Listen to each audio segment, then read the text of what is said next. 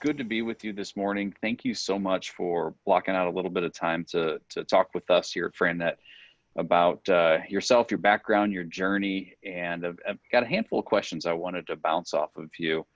First, if you don't mind, just tell us maybe a little bit about yourself, your name, where you're located, and what you're up to these days. Yeah, thanks, Chris. Nice meeting you. My name is Steve Bergfeld, and I'm in Columbus, Ohio. I am the owner of Units Moving and Portable Storage franchise.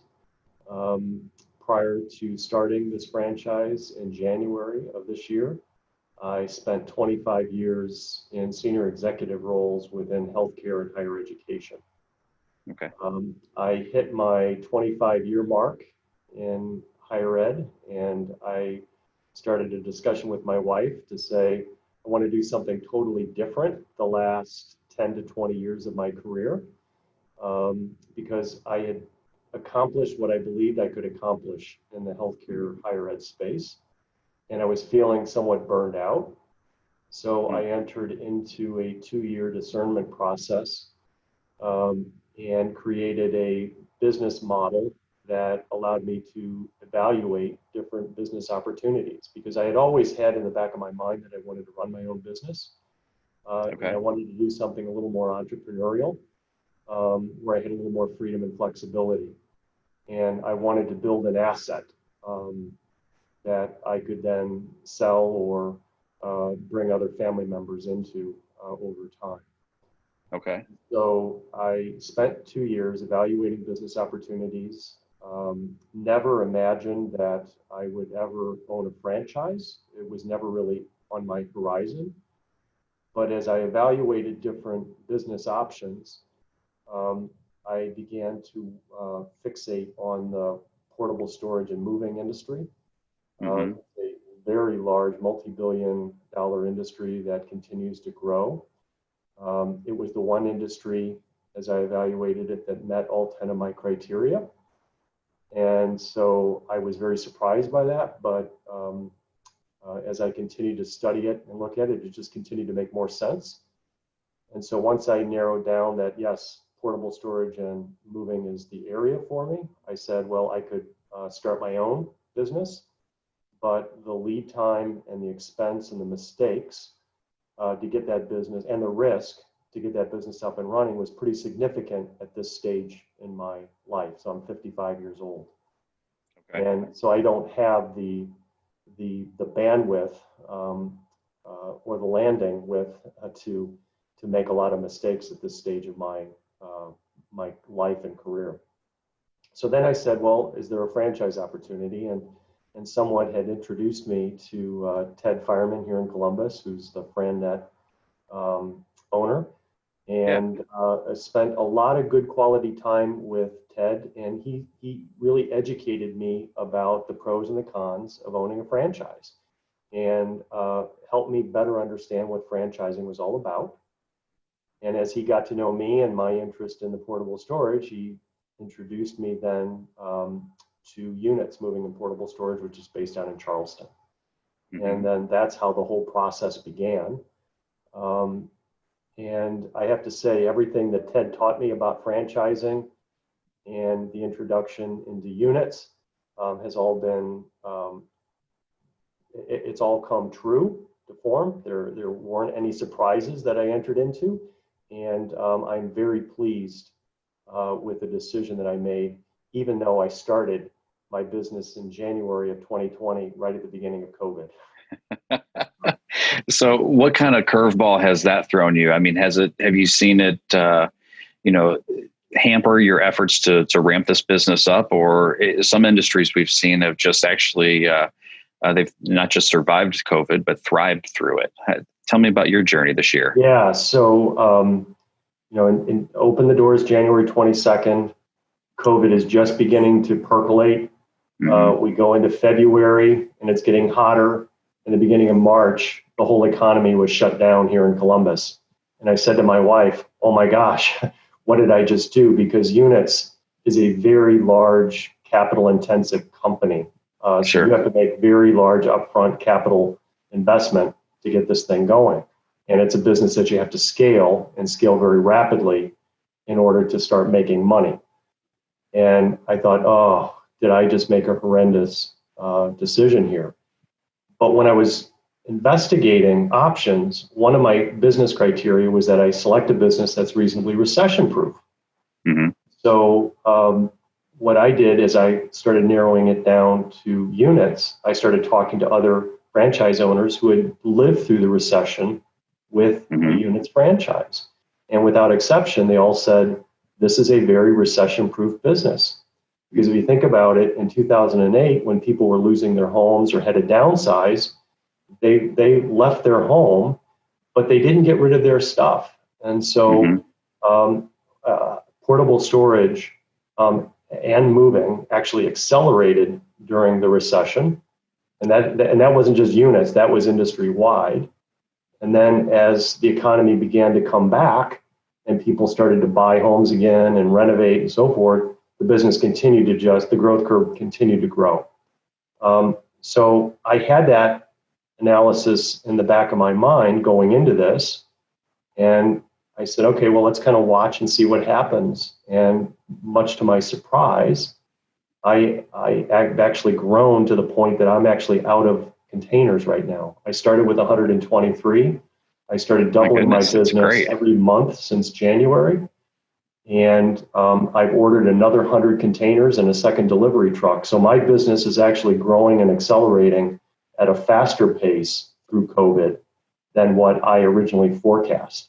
I thought, in talking to various economists and financial advisors, that I was 2 to 3 years away from an economic downturn. And I thought by that point I'd have enough scale to weather it. Little did I think I'd hit head on into literally an economic shutdown, and that economic shutdown would allow me to grow at a faster pace than what I originally forecast. So I've been very blessed and very happy and pleased. That's fantastic to hear. And it's interesting because we hear stories like that regularly. When we turn on the TV, we don't always hear those great stories. We hear a lot of the negative stories, but there are a lot of businesses out there like yours that are accelerating, which is fantastic to hear. So you actually ran out of units. You had to order more. Wow. Yeah, right. So to the point that I turned off all my advertising, and as soon as units come back, they're being sold and rented and going right back out on revenue. So right now, what's happening is I'm getting all organic sales, which is a beautiful thing. It shows that my business model is working and that I'm building a brand reputation in the Central Ohio region. So I'm very pleased with that. Absolutely. I'm working very hard at keeping that brand quality. Sure. Well, that's fantastic to hear. And I think that comes back to your planning, your focus of putting together a plan of saying, hey, I want something that is recession resistant. And who knew that it would happen, within a month of you launching your business, that, we would get hit with, the biggest economic downturn we've seen in our lifetime. So amazing. And we can't be more happy for you. And let me ask you a question. You've gone through the process. You spent a lot of time researching and planning for this. And I'm sure you've learned a lot along the way. And there's plenty of other people out there that, are where you were 2 years before you found units. What advice would you give to them? Yeah. So again, franchising is not for everybody, right? True. Yeah. You buy into a franchise because they supposedly have a proven business model. And so there's a recipe that goes along with that proven business model. And you as a franchise owner really have to be committed to saying, okay, that model works, and I'm going to follow it until it shows me that it doesn't work. All of us as business owners want to be entrepreneurial, right? So that means you've got a bit of a free spirit, right? And you like to kind of buck the system. If you're that personality that you can't follow direction or take direction and work the model, then a franchise is probably not the right option for you. It's probably better off that you just go off on your own and do your own thing. But if you want to limit your risk, and if you want a model that's been proven and successful, you just follow it. And so the key is to be highly organized, highly engaged, and you've got your plan, and now every day you've got to work your plan.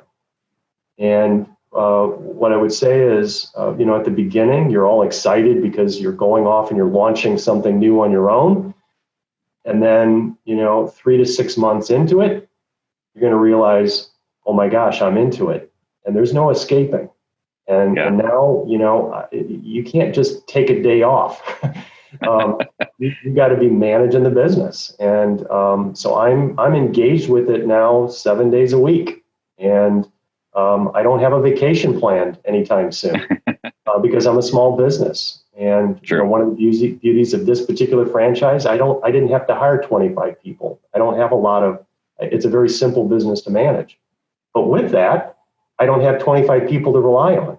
I've only got a couple people. And so I don't have the luxury of just, kicking back and playing golf. I'm fully engaged and when I need to be on the Not yet. and when I need to be on the delivery truck, I'm delivering containers. I'm talking to customers on the phone. I'm cleaning the warehouse and the restrooms on Friday nights. So so not everything is glamorous and sexy, but there is a joy and a contentment that I haven't felt for decades.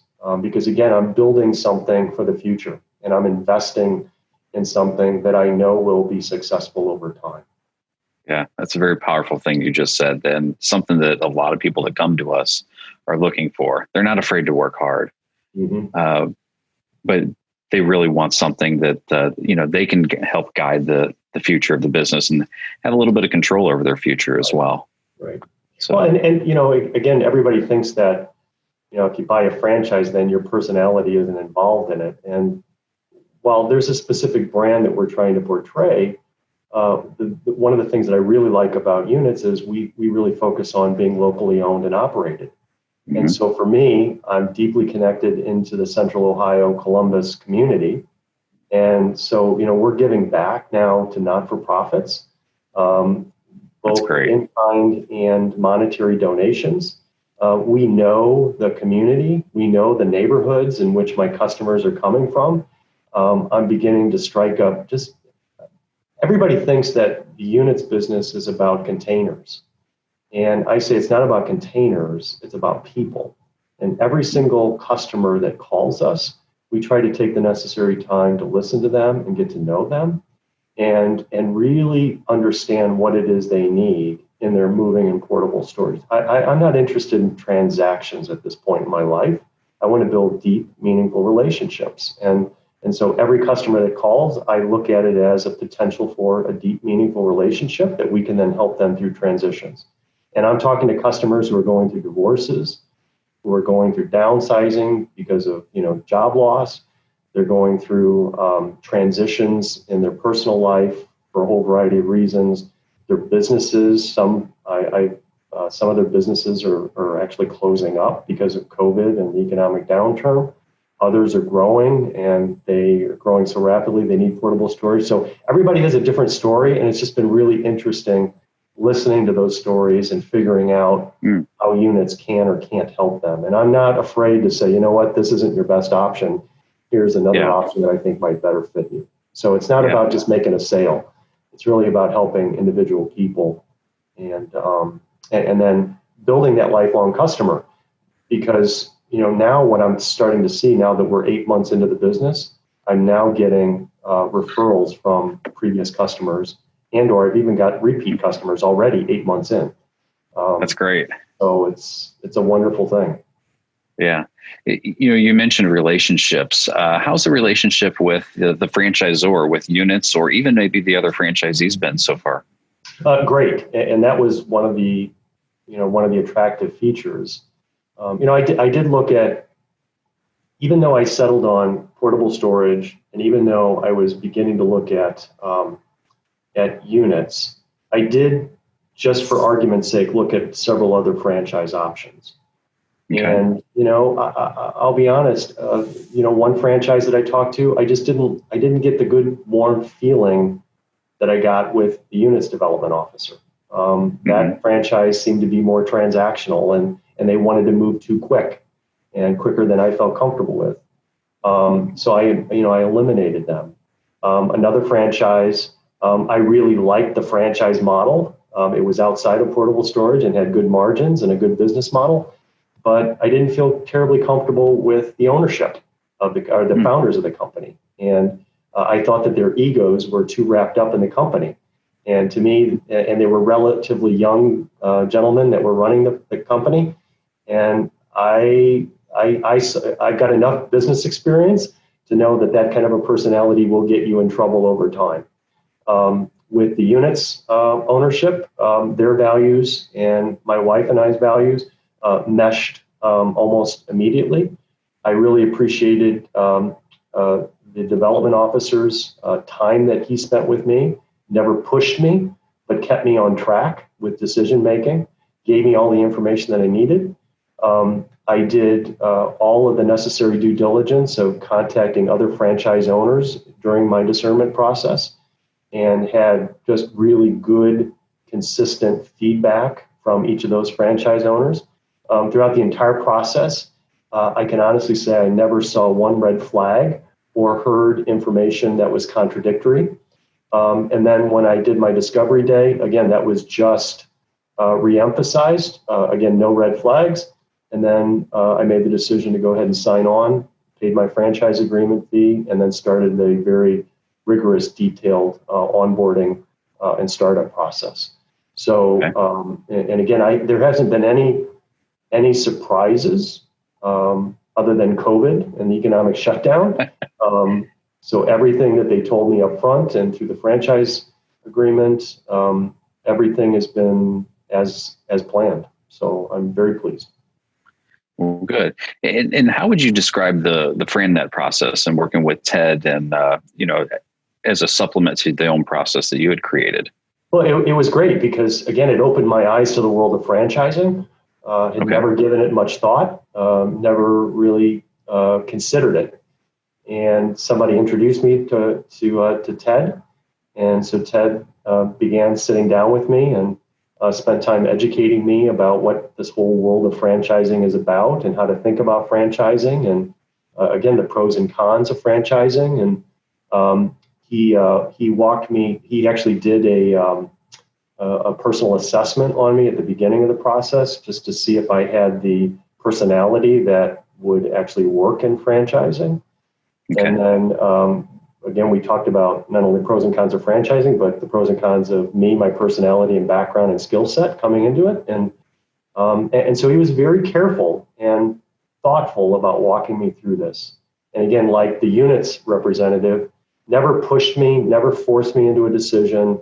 I always felt like he was trying to help me get to the right decision, whatever it was, at the end of the process. And so he just became a great partner through this process and very, very trusted. So I consider him a friend to this day. That's great to hear. And we hear a lot of stories like that about people working with their local FranNet experts. And we're in just about every major metro market in North America. So that's fantastic. And glad to hear that you and Ted were able to connect and stay connected as well. So that's kind of all the questions that I had on my end. I mean, feel free if you've got anything else at this conversation that has spurred that you'd like to add, feel free. But I really appreciate the time you set aside and appreciate you giving FranNet a shot and helping and us being able to be part of your entrepreneurial journey here. Yeah, no, Chris, it's great talking to you. I would highly recommend at least somebody considering this space to engage with FranNet. To enter into a discussion to learn more about franchising. Doesn't hurt to explore options, even if it's just to say that option is not the best option for myself and my family. So you guys have been great, and I will always highly recommend you to people in the community. Well, we appreciate that greatly. Yeah, you guys were we're trying to get the word out there that it's more than French fries and that's right. In some shops. Yeah, that's what people usually think of when they hear the word franchise. And you're a living testament to there's so much more out there than food businesses. I had no clue of the variety of franchises that are out there. And again, not all franchises are good franchises. I mean, True. I mean, the onus is on you that you have to do your homework and you have to study. You can't go into this blindly because this is a significant financial investment and with a considerable amount of risk. And so, and it falls on you. You have to manage that risk, not the franchisee. They will help you, but you sign on and you own it. So it's your baby to manage. Well, I hope that you run out of your next 100 units real quick. Well, actually, I just met with my financial advisors on Friday, and so we said we want to hit 400 containers next year. And so it's a question that's amazing. of when next year I can hit those 400 with cash flow. So I'm excited. Very good.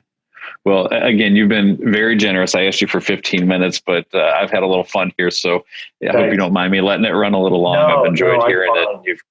You've given some great information. And I think there'll be some people that are going to find what you've shared very, very helpful. So we greatly appreciate that and the partnership, being able to work with you from beginning to hopefully even much more into the future here. But whatever I can do for you, Chris, never hesitate to call, reach out.